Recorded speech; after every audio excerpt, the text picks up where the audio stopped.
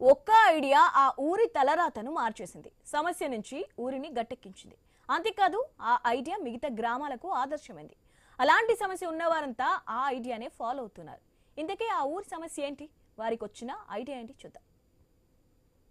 యాదాద్రి జిల్లా రాజపేట మండలంలోని మల్లాలగూడెంలో ఈ దృశ్యం చూసి చింపాంజీ ఊర్లోకి వచ్చింది అనుకోకండి.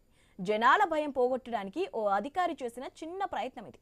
ఊరు సమీపంలో అటవీ ప్రాంతం ఉండడంతో కొన్నేళ్లుగా కోతుల బెడద ఎక్కువైంది. అడవిలో ఉండాల్సిన కోతులు జనాలలోని వచ్చి రెచ్చిపోయేవి. ఒకటి కాదు, రెండు కాదు, వందల కోతులు వచ్చి బీభత్సం సృష్టించేవి. గ్రామస్తులు దాడులు సైతం చేశాయి. పంట పొలాలను నాశనం చేశాయి. స్కూళ్లలో చిన్నాలను వదల్లేదు. కోతుల భయానికి గ్రామస్తులు గడప దాటాలంటే భయపడేవారు. కోతుల పుణ్యమా అని కడుపు నిండా తిండి, కంటి నిండా నిద్ర కరువైంది. కోతుల భయంతో ఊరు వదలడం తప్ప మరో ప్రత్యామ్నాయం కనిపించలేదని గ్రామస్తులు చెప్తున్నారు.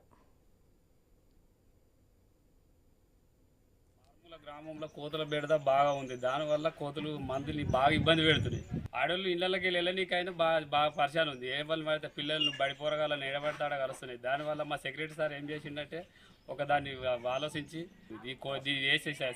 ఇది వేస్తే దానివల్ల జర బెదిరిపోతాయని భయపెట్టి దాని ప్లాన్ తోటి చేసాడు.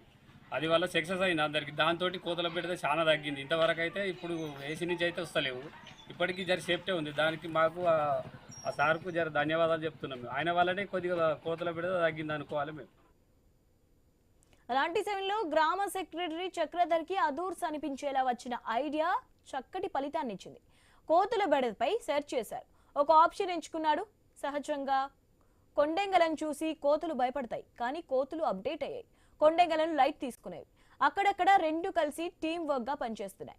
దీంతో కోతులను తరికొట్టడానికి గ్రామ కార్యదర్శి కత్తి లాంటి స్కెచ్ వేశాడు. చింపాంజీలకు కోతులు భయపడతాయని గ్రహించి ఆ గెటప్ డ్రెస్ ను ఆన్లైన్ లో ఆర్డర్ పెట్టారు. గ్రామ సిబ్బందితో చింపాంజీ వేషం కట్టించారు.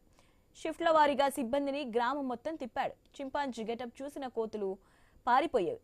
అడవి వైపు పరుగులు తీశాయి. కేవలం వేషం మాత్రమే కాదు, చింపాంజీ అరుపులను కూడా ఇమిటేట్ చేస్తూ జీవించేశారు.